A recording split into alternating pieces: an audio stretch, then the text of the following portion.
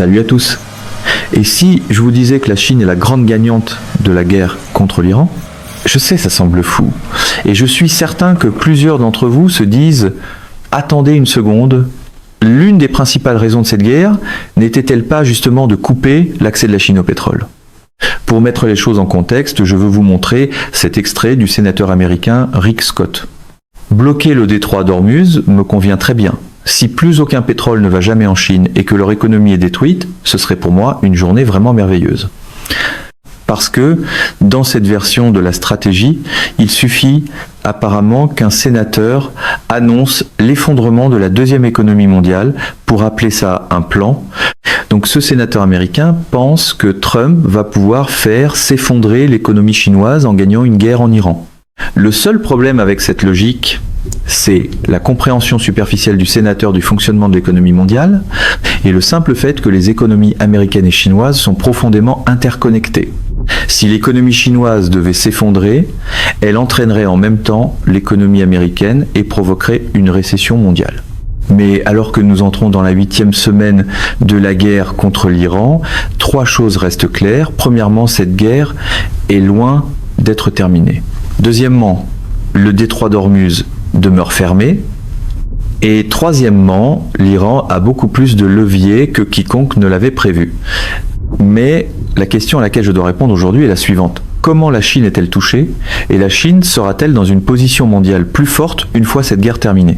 Maintenant, pour commencer cette analyse, je veux partager un fascinant texte invité publié dans le New York Times, intitulé « Trump is making Jimmy Carter's mistake on Iran and oil ».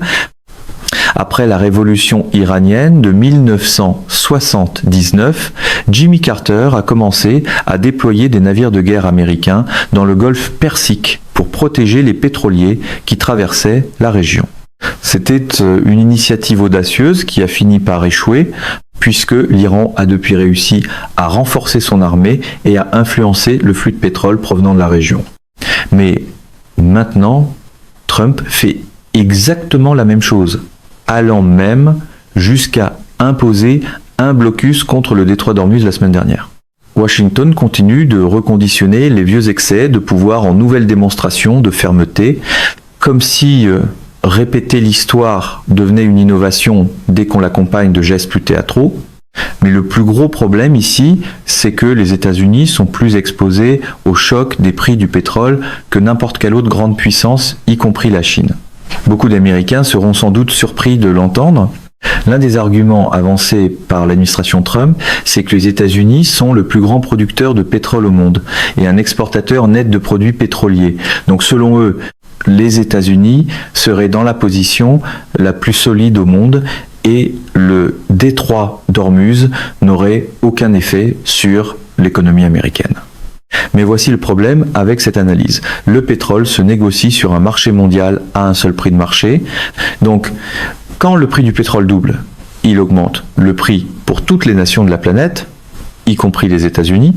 Voilà pourquoi, lorsqu'on regarde la hausse du prix de l'essence, ce sont ironiquement les États-Unis qui figurent parmi les pays les plus exposés au monde aux hausses de prix. C'est la formule habituelle des salles de presse. D'abord, déclarer son indépendance face à la réalité, puis faire semblant d'être surpris quand la facture finit quand même par arriver. Un autre problème majeur, c'est que l'économie américaine a une forte intensité pétrolière. Cela signifie simplement que les États-Unis consomment beaucoup de pétrole pour produire chaque dollar de leur produit intérieur brut. En fait, l'économie américaine est 40% plus intensive en pétrole que celle de la Chine.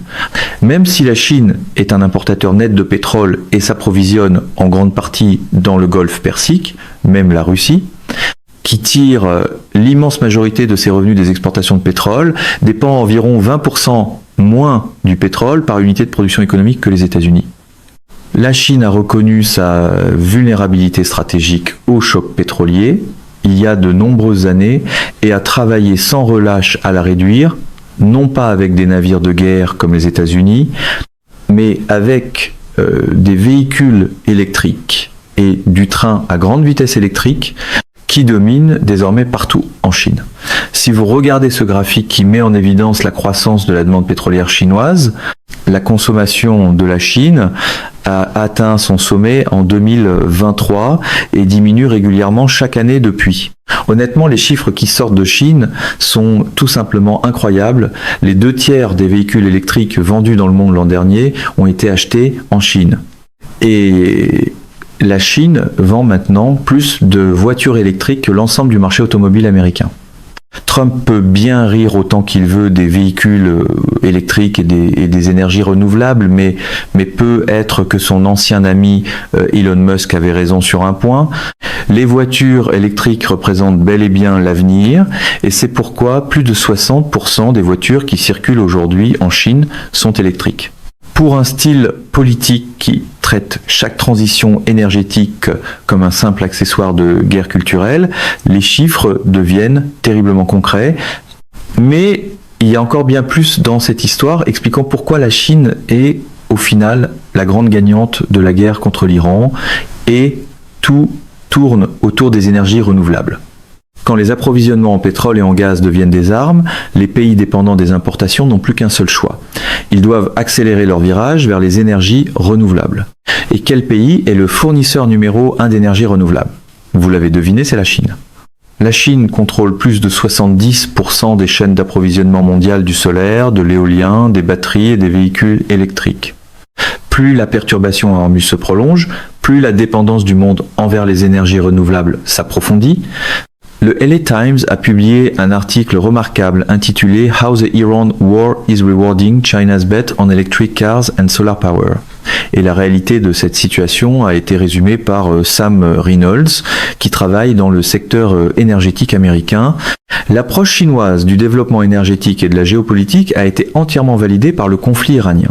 BYD, l'une des marques chinoises de véhicules électriques les plus performantes dans le monde, s'attend maintenant à ce que les retombées de la guerre contre l'Iran stimulent la croissance de ses ventes en 2026.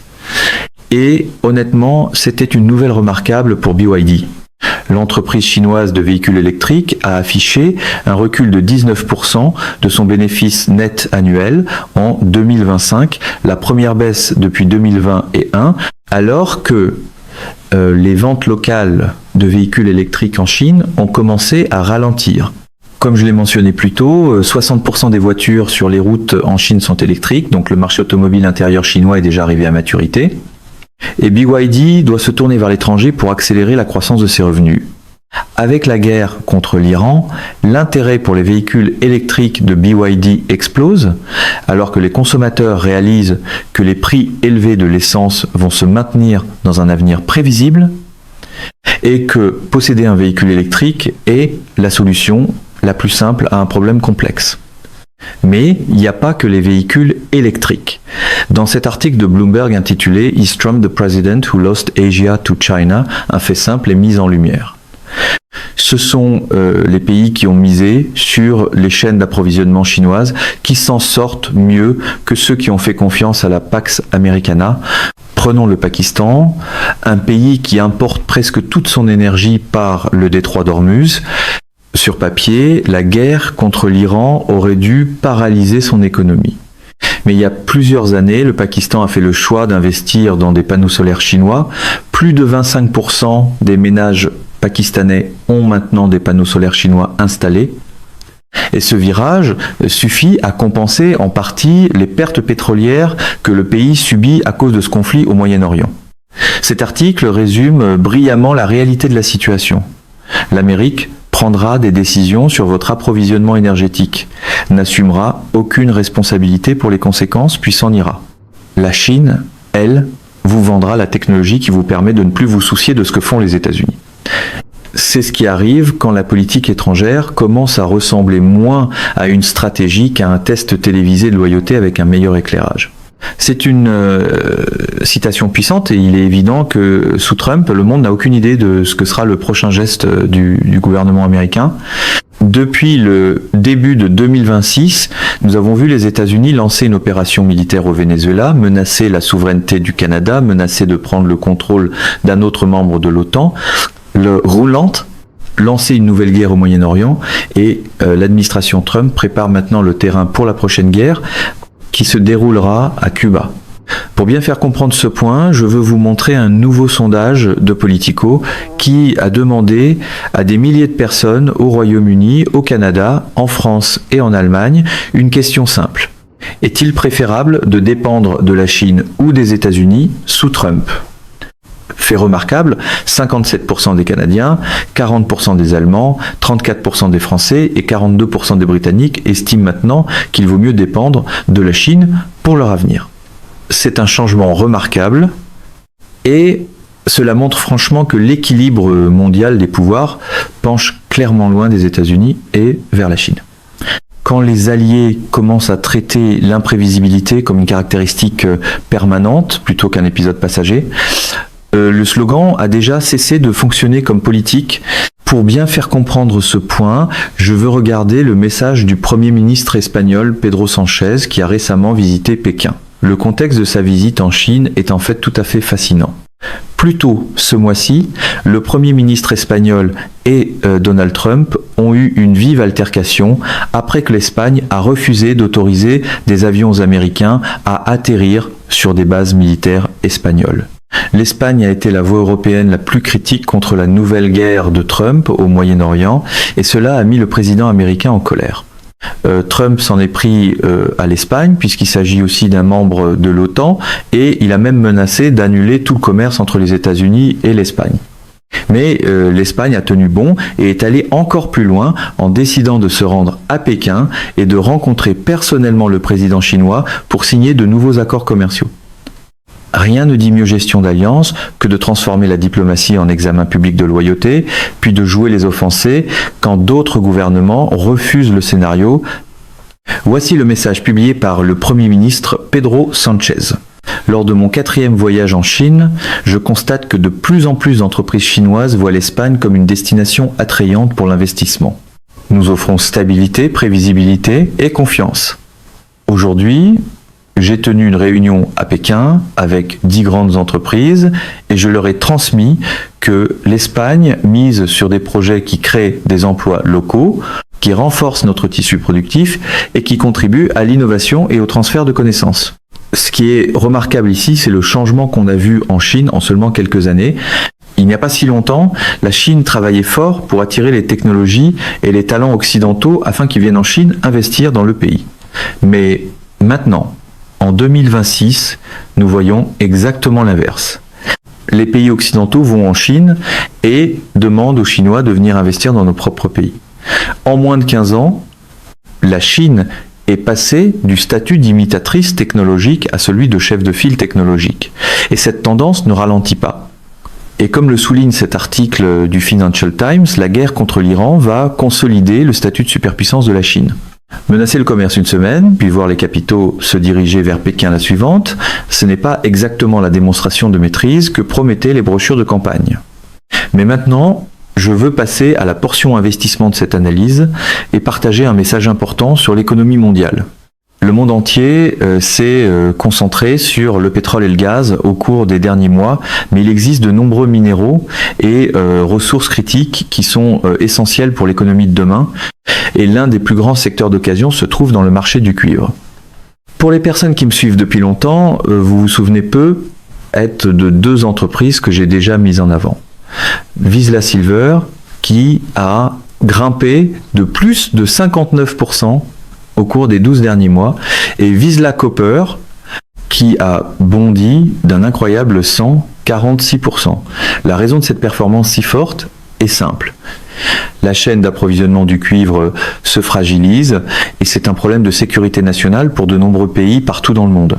Chaque réseau électrique, chaque centre de données d'intelligence artificielle, chaque système radar et chaque réseau de communication dépend du cuivre. Et c'est pourquoi, rien que cette année, Washington a agi de façon agressive en annonçant plus de 40 milliards de dollars de soutien à la production nationale de minéraux critiques, y compris une nouvelle réserve stratégique. Après des années à se moquer de la politique industrielle quand d'autres l'utilisaient, Washington la redécouvre maintenant avec l'urgence d'un homme qui vient de retrouver le manuel une fois la machine déjà en feu. Mais c'est ici que les choses deviennent intéressantes.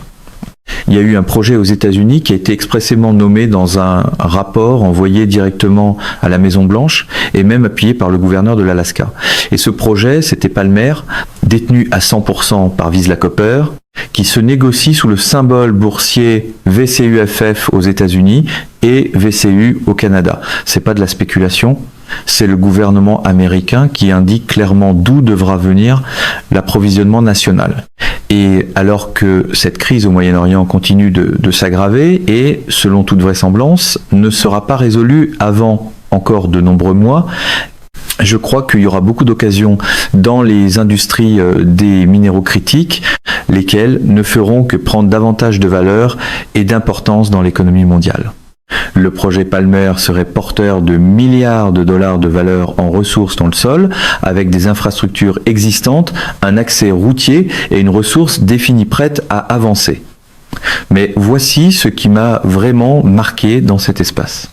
On voit presque toujours l'une de deux choses, un excellent actif avec la mauvaise équipe ou une équipe solide sans le bon projet. Il est très rare de voir ces deux éléments alignés et c'est ce qui rend cette histoire différente.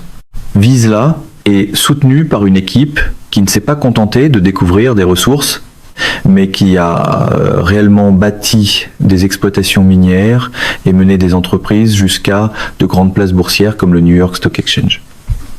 Et voici pourquoi je suis aussi optimiste à l'égard de cette entreprise. Je me suis personnellement rendu dans l'un des endroits les plus reculés de la Colombie-Britannique, au Canada, et j'ai passé 3 jours à apprendre tout ce que je pouvais sur Vizsla Copper auprès du chef de la direction de l'entreprise, Monsieur Craig Perry. Monsieur Perry a organisé pour moi une visite privée en hélicoptère, me montrant tout ce que lui et son équipe ont découvert et me donnant accès aux coulisses de l'un des projets miniers les plus enthousiasmants en Amérique du Nord. Pendant que les voix les plus bruyantes à Washington mesuraient encore la puissance au nombre de décibels, la véritable bataille s'était déjà déplacée vers les minéraux, les réseaux et la capacité manufacturière. Lors de cette visite, j'étais sur le site avec le chef de la direction de Vizsla Copper, Craig Perry, dans l'un des projets de calibre mondial de l'entreprise. Nous étions debout près de la foreuse, par environ négatif 20 Celsius, avec 2 foreuses en activité. L'entreprise a acheté ce projet il y a environ 2 ans et demi pour un important gisement situé à environ 3 km au nord de l'endroit où nous nous trouvions. Quand l'équipe a commencé à cartographier la zone, elle a découvert beaucoup d'altérations dans le sol. Elle a ensuite réalisé des travaux de géophysique et de géochimie des sols, ce qui indiquait qu'il y avait beaucoup de cuivre dans ce système et un fort potentiel minéral. Ils ont commencé à forer au milieu de l'année dernière, juste en bas de la route, à partir de leur découverte, et ils ont immédiatement fait une découverte. Il s'agissait donc du 2e programme de forage, et c'était le 2e trou du 2e programme. Les roches qui sortaient du sol avaient très belle allure, confirmant ce qu'ils pensaient déjà, à savoir qu'il y a là un très grand système porphyrique. Il y avait une autre foreuse à environ 2 km de là, qui forait la cible Camp Lake, et ils espéraient aussi y faire une découverte. Certaines carottes vues récemment là laissaient croire qu'il s'agissait également d'un système porphyrique. Il n'y avait pas encore de résultats d'analyse, mais on voyait déjà beaucoup de cuivre dans la roche. Ce qui se dessinait là, c'était une très vaste zone de minéralisation porphyrique en cuivre, molybdène et argent. Ce sont des métaux essentiels pour la planète, particulièrement pour la défense, et juste sous nos pieds se trouvait potentiellement l'un des plus grands gisements de cuivre porphyrique du monde. Il y a une énorme quantité de cuivre sous le sol, exactement à cet endroit. À ce moment-là, le programme forait 6 trous, avec la possibilité de l'étendre selon les résultats. L'une de ces foreuses délimitait le grand gisement qu'ils avaient découvert, et l'autre testait d'autres cibles dans l'espoir d'une autre découverte dans un avenir pas trop lointain. Il s'agissait du premier trou provenant de la découverte faite l'an dernier et du premier trou de ce programme. Il avait commencé 2 semaines plus tôt, donc nous étions déjà à la fin du premier trou, et l'ensemble semblait vraiment très prometteur. La roche montrait tout ce qu'on veut voir. Ce type de roche altérée potassiquement, avec du feldspath potassique, indiquait qu'on se trouvait au centre d'un système porphyrique. Ensuite, il y avait des morceaux montrant beaucoup de minéralisation en stockwork, de la chalcopyrite et de la molybdénite dans ces veines de quartz. il y avait aussi des points de chalcopyrite cuivreuses dispersées dans la roche. C'est ce qu'on appelle de la chalcopyrite disséminée. Il s'agissait donc d'une minéralisation de cuivre disséminé. Autrement dit, non seulement il y avait du cuivre dans les veines, ce qui donne une plus grande quantité de cuivre, mais il y avait aussi cette minéralisation disséminée. C'est exactement ce qu'on veut voir. C'était un superbe morceau de roche de cuivre porphyrique, probablement à plus d'1% de cuivre, ce qui représente une teneur vraiment élevée. C'était exactement le genre de départ qu'on veut voir pour un programme. Nous avons déjà vu ce qui se passe lorsque des projets comme celui-ci obtiennent l'appui du gouvernement. D'autres explorateurs de l'Alaska comme Trilogy Metals et Nova Minerals ont vu leurs actions bondir de plus de 200%.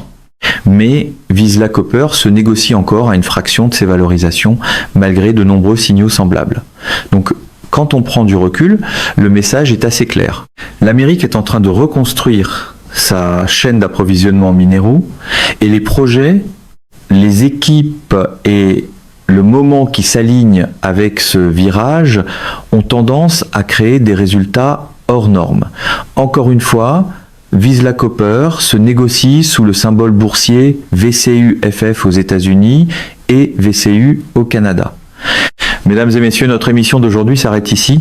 Nous vous invitons à partager votre avis personnel dans la section des commentaires ci-dessous. Bonjour et à bientôt.